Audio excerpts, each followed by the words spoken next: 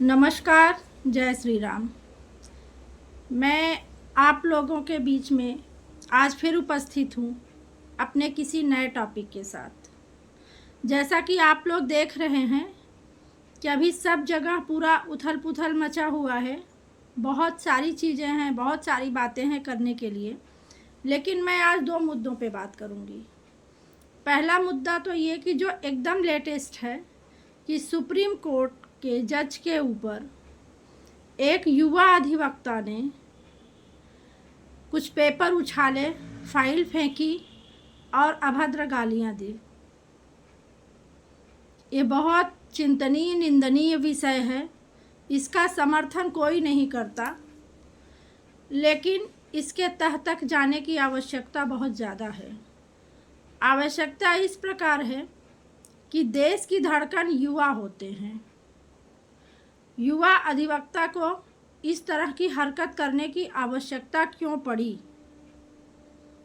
बिल्कुल आप लोग ये मत सोचना कि मैं उसकी बहुत तारीफ़ कर रही हूँ कि उसने अभद्र भाषा का इस्तेमाल किया और ऐसे तुच्छ हरकत किया।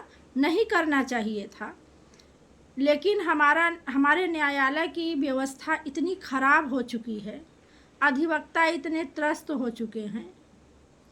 मैं दुर्ग जिला न्यायालय में प्रैक्टिस करती हूँ, मैं भी एक अधिवक्ता हूँ। अभी आप लोगों ने देखा था कि कुछ दिनों पहले एक और सुप्रीम कोर्ट जज के ऊपर हमारे एक सीनियर सिटीजन अधिवक्ता ने चप्पल उछाल दी, जूते उछाल दिए थे।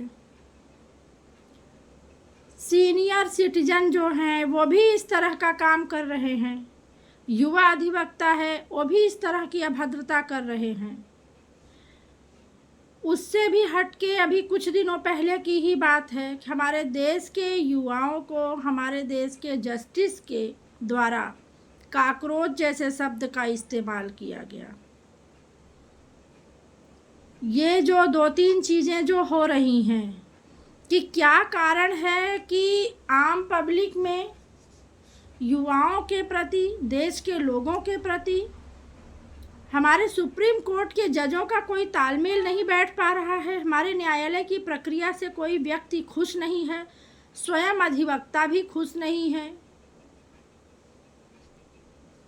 और सबसे बड़ी बात यह है कि जब किसी का पक्ष लेके अधिवक्ता न्यायालय में जाते हैं, बहुत पेशेंस के साथ वो अपना कार्य करते हैं और करना भी चाहिए। जब एक सीनियर सिटीजन ने जूते उछालने जैसी हरकत की तो बहुत टिप्पणियाँ हुई, बहुत बातें हुई, बहुत तरह की चर्चाएं हुई। उस बीच बहुत सारी बातें सामने आई कि चलो एक व्यक्ति है उसका कुछ व्यक्तिगत मसला हो सकता है, कुछ असंतुष्टि, नाराज़गी हो सकती है, लेकिन युवा अधिवक्ता भी ये कार्य किया। कार्य निंदनीय है। बिल्कुल ऐसी हरकतों की पुनरावृत्ति नहीं होनी चाहिए, लेकिन बहुत गंभीर विषय है, सोचने का विषय है कि इस तरह के कृत्य बार बार क्यों हो रहे हैं। हमारे सुप्रीम कोर्ट के जज के द्वारा युवा पीढ़ी को, युवा वर्ग को काकरोच बोलना, एक काकरोच नाम की पार्टी का ही निर्माण हो गया। आप सोचिए कि युवा वर्ग में और हमारे देश में ऊपर प्रतिष्ठित स्थानों पर बैठे हुए लोगों में तालमेल क्यों नहीं बन पा रहा है? क्यों एक दूसरे से लोग नाराज हैं? एक समय था कि जब किसी इलाके में, किसी एरिया में, किसी गांव में एक पुलिस कांस्टेबल चले जाता था तो हर वर्ग को कुछ डर लगता था। बच्चे अलग डरते थे, बड़े लोग भी डरते थे, जो समझदार थे सम्मान करते थे, जिनको थोड़ी जानकारी कम थी वो डरते थे। ऐसा क्या हो गया इस देश में कि हमारे देश के युवाओं के साथ, उच्च वर्ग के अधिकारियों के साथ, सुप्रीम कोर्ट जैसी जगह के जस्टिस के साथ लोगों का तालमेल नहीं बन पा रहा है। आम व्यक्ति का भी नहीं बन पा रहा है, अधिवक्ताओं का नहीं बन पा रहा है। बार और बेंच के सहयोग से हमारे देश की जनता न्याय की उम्मीद करती है। बार और बेंच ही आपस में इस तरह से एक दूसरे को कोऑपरेट नहीं कर पा रहे हैं। प्रश्न आप लोगों के सामने है इस पर ज़रूर मंथन करिए कि इसी देश में एक पुलिस कांस्टेबल से हमारे समाज में डरने वाले लोग आज सुप्रीम कोर्ट के जजों से नहीं डर रहे हैं, न सिर्फ ना डर रहे हैं बल्कि अभद्रता भी कर रहे हैं। ऐसा क्यों? दूसरी बात यह है, यही हाल हमारे देश की सरकारों की है। हमारे देश की सरकार न मध्यम वर्गीय व्यक्तियों को समझ पा रही है, ना बिजनेसमैनों को समझ पा रही है, व्यापारी वर्ग को भी नहीं समझ पा रही है, ना किसानों को समझ पा रही है, ना मजदूरों को समझ पा रही है, ना युवाओं को समझ पा रही है। क्या सरकार में बैठे तंत्र इतने विद्वान हो गए हैं कि देश की युवा से मोर्चा लेंगे, देश की युवाओं से पंगा लेंगे? जंतर मंतर पर सोशल मीडिया देखिए, प्रिंट मीडिया देखिए, टीवी खोलिए, युवाओं का धरना प्रदर्शन, पुतले दहन और सबसे बड़ी बात, बलात्कार जैसी घटना तो हमारे देश में अभी कुछ सालों से होता पहले भी था, मगर कुछ वर्षों से एक महामारी की तरह फैलती जा रही है। कोई इलाज नहीं है, कोई लगाम नहीं है, अपराधियों पर लगाम नहीं है,